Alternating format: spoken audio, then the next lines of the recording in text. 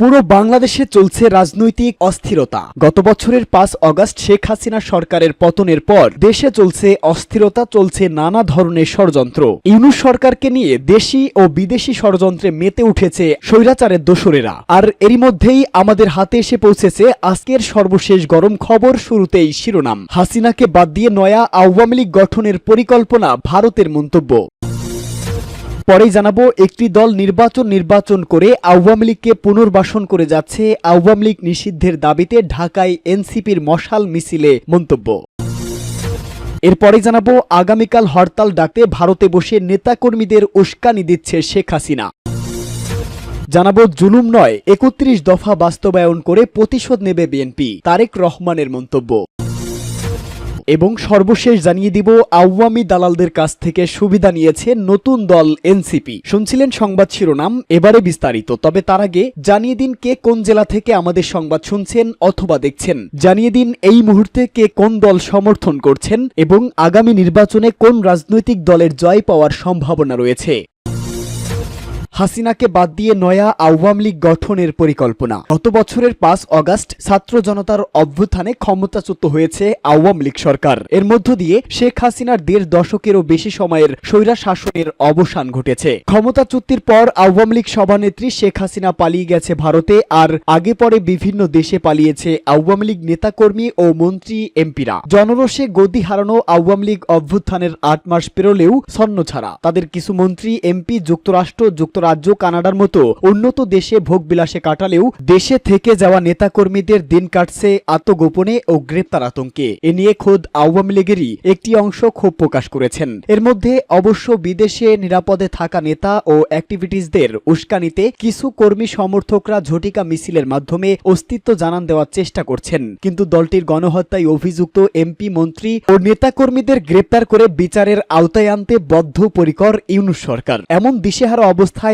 আওয়ামী লীগের ভবিষ্যৎ কি, তা নিয়ে যখন আলোচনা চলছে, তখন ভারতের পশ্চিমবঙ্গের আনন্দবাজার পত্রিকা বলছে, আওয়ামী লীগের পরিচিত কিছু নেতা কর্মীকে সামনে রেখে নতুন আওয়ামী লীগ বা পরিচ্ছন্ন আওয়ামী লীগকে বাজারে আনার পরিকল্পনা চলছে এবং তা বেশ এগিয়েছে। যদিও এই পরিকল্পনার কথা কয়েক সপ্তাহ আগেই আলোচনায় আসে। জুলাই বিপ্লবে নেতৃত্ব দেওয়া ছাত্র সদ্য গঠিত রাজনৈতিক দল এনসিপি বা জাতীয় নাগরিক পার্টির নেতা হাসানাত আব্দুল্লাহ এই সংক্রান্ত একটি ফেসবুক পোস্ট দিলে তা দেশজুড়ে আলোড়ন তৈরি করে। তিনি বলেন, আমাদের প্রস্তাব দেওয়া হয় আসন সমঝোতার বিনিময়ে আমরা যেন এই প্রস্তাব মেনে নেই। আমাদের বলা হয় এরই মধ্যে একাধিক রাজনৈতিক দলকেও এই প্রস্তাব দেওয়া হয়েছে, তারা শর্ত সাপেক্ষে আওয়ামী লীগ পুনর্বাসনে রাজি হয়েছে। একটি বিরোধী দল থাকার চেয়ে একটি দুর্বল আওয়ামী লীগ সহ একাধিক বিরোধী দল থাকা নাকি ভালো। আমাদের আরো বলা হয়, রিফাইন্ড আওয়ামী লীগ যাদের দিয়ে করা হবে তারা এপ্রিল-মে থেকে শেখ পরিবারের অপরাধ স্বীকার করবে, হাসিনাকে অস্বীকার করবে এবং তারা বঙ্গবন্ধুর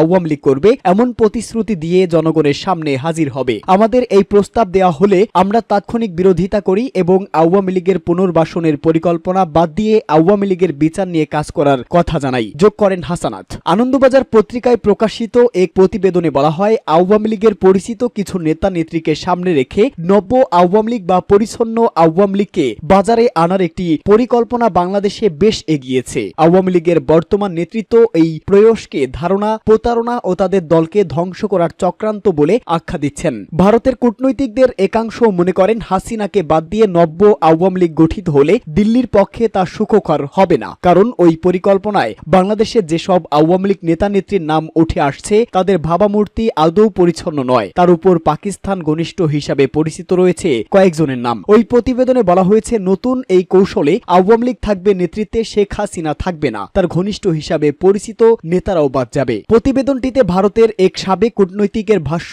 বাংলাদেশের অভ্যন্তরীণ রাজনৈতিক বিষয় নিয়ে দিল্লির কিছু করণীয় নেই, কিন্তু আওয়ামী লীগ ঐতিহাসিকভাবে ভারতের বন্ধু ও আস্থাভাজন রাজনৈতিক শক্তি। তার নেতৃত্বেও পাকিস্তান বান্ধবদের হাতে চলে গেলে ভারতের পক্ষে তা কম বিপর্যয়কর হবে না। হাসানাত আব্দুল্লাহ পোস্টের প্রসঙ্গ টেনে আনন্দবাজার পত্রিকার প্রতিবেদনে আওয়ামী লীগের এক যুগ্ম সাধারণ সম্পাদক বলেন, হাসানাতের পোস্টের আগেই আমরা এই চক্রান্তের বিষয়টি জানতে পারি। নামগুলিও নতুন নয়, এভাবে তারা দেখতে চায় নির্বাচনে আওয়ামী লীগকে অংশ নিতে দেওয়া হয়েছে, তবে সেটা হবে প্রতারণা। মানুষকে এভাবে ভুল বোঝানো যায় না। ওই আওয়ামী লীগ নেতা বলেন, চক্রান্তকারীরাও জানে হাসিনা বিহীন আওয়ামী লীগ টিকবে না। আদতে আওয়ামী লীগকে ধ্বংস করাই তাদের লক্ষ্য। কলকাতায় আত্মগোপনে থাকা এক আওয়ামী লীগ নেতার ভাষ্য, আপাতত এই রিফাইন্ড চক্রান্তই তাদের সবচেয়ে বড় মাথা ব্যথা হয়ে দাঁড়িয়েছে। তার দাবি, বিভিন্ন এলাকার আওয়ামী লীগ নেতাদের প্রস্তাব দেওয়া হচ্ছে হাসিনার বিরুদ্ধে তোপ দাগলে তাদের নিরাপত্তার গ্যারান্টি দেওয়া হবে, এলাকায় ফিরে নির্বাচনে অংশ নিতেও দেওয়া হবে, অন্যথায় তাদের ভবিষ্যৎ হবে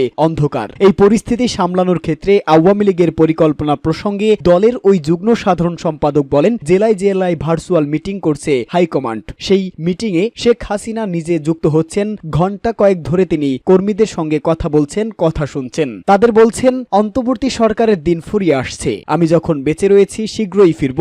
কর্মীদের উপরে হওয়া প্রতিটি নির্যাতনের বিচার করব। মানসিকভাবে বিপর্যস্ত নেতা কর্মীদের আশার বাণী শোনাতে গিয়ে হাসিনা বলেন, আমি দেশ ছাড়তে চাইনি, ইস্তফাও দেইনি, আমাকে জোর করে প্লেনে তুলে দেশ ছাড়া করা হয়েছে, চক্রান্ত করে আমার সরকার ফেলে দেওয়া হয়েছে, এর শেষ দেখে ছাড়বো ইনশাআল্লাহ। আওয়ামী লীগ নিষিদ্ধের দাবিতে ঢাকায় এনসিপির মশাল মিছিল। একটি দল নির্বাচন করে আওয়ামী লীগকে পুনর্বাসন করে যাচ্ছে। আওয়ামী লীগকে নিষিদ্ধের দাবিতে মশাল মিছিল ও সমাবেশ করেছে জাতীয় নাগরিক পার্টি বা এনসিপি। সন্ধ্যায় রাজধানীর জাতীয় প্রেস ক্লাবের সামনে থেকে এই মশাল মিছিল করে দলটি। তার আগে সেখানে সমাবেশ করে তারা। মিছিল পূর্ব সমাবেশে বক্তারা বলেন, আওয়ামী লীগকে রাজনীতিতে পুনর্বাসন করার চেষ্টা চলছে। একটি দল নির্বাচন করে আওয়ামী লীগকে পুনর্বাসন করে যাচ্ছে। বিএনপির যুগ্ম মহাসচিব অ্যাডভোকেট রুহুল কবির রিজভীর সরকারের বৈধতা নিয়ে মন্তব্যের বিষয়ে এনসিপি নেতারা বলেন, সরকারের বৈধতা জুলাইয়ের রক্ত।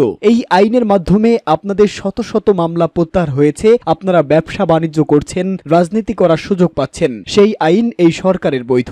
শুধু একটি নির্বাচনের জন্য মানুষ রক্ত দেয়নি, তাই আওয়ামী লীগের গণহত্যার বিচার ও রাষ্ট্রের মৌলিক সংস্কার যতদিন না হবে ততদিন জনগণ নির্বাচন মেনে নেবে না। এ সময় সরকারকে দ্রুত আওয়ামী লীগকে নিষিদ্ধ, শেখ হাসিনার বিচার করার দাবি জানান বক্তারা। সমাবেশে বক্তব্য দেন এনসিপির যুগ্ম আহ্বায়ক সরোয়ার তুষার, যুগ্ম সদস্য সচিব ফয়সাল মাহমুদ শান্ত, নিজামুদ্দিন জয়নাল আবেদিন শিশির, দক্ষিণ অঞ্চলের সংগঠক মোহাম্মদ রাকিব হোসেন রাজ, যুগ্ম মুখ্য সংগঠক মোহাম্মদ আতাউল্লাহ প্রমুখ। আগামীকাল গোটা বাংলাদেশে হরতাল পালনের ডাক দিয়েছে আওয়ামী লীগ। গত বছর 5 আগস্ট ক্ষমতাচ্যুত হওয়ার পর বাংলাদেশের সাবেক শাসক দল আগামীকালই প্রথম গোটা দেশে এমন একটি গুরুত্বপূর্ণ আন্দোলনের কর্মসূচি পালন করতে চলেছে। হরতালের বিষয় নিয়ে আওয়ামী লীগের সোশ্যাল মিডিয়ায় নিয়মিত প্রোগ্রাম দায় মুক্তিতে যোগ দেন দিল্লিতে অবস্থানরত সাবেক প্রধানমন্ত্রী তথা আওয়ামী লীগ নেত্রী শেখ হাসিনা। তিনি সেই অনুষ্ঠানে আওয়ামী লীগের নেতা কর্মীদের উদ্দেশ্যে বলেন, আমি জানি আপনারা খুবই দুর্যোগের মধ্যে আছেন, তার মধ্যেও আমাদের আন্দোলন কর্মসূচি সফল করতে হবে। আমি সবাইকে বলছি, হরতালকে সফল করে তুলুন। আমি সকলকে বলছি, মানুষের কাছে যান এবং তাদের পাশে নিয়ে আন্দোলনে ঝাঁপিয়ে পড়ুন। হাসিনা এদিন গণ অভ্যুত্থানের সময় আন্দোলনকারীদের আক্রমণে নিহত বেশ কয়েকজন পুলিশ কর্মীর স্ত্রীদের সঙ্গে কথা বলেন। সেখানেই তিনি হরতালের প্রসঙ্গ টানেন। তিনি অন্তর্বর্তী সরকারের বিরুদ্ধে দমন পীড়নেরও অভিযোগ আনেন। সেই সঙ্গে দলের নেতা কর্মীদের বলেন, যার পক্ষে যেভাবে সম্ভব এই হরতাল কর্মসূচি সফল করতে হবে।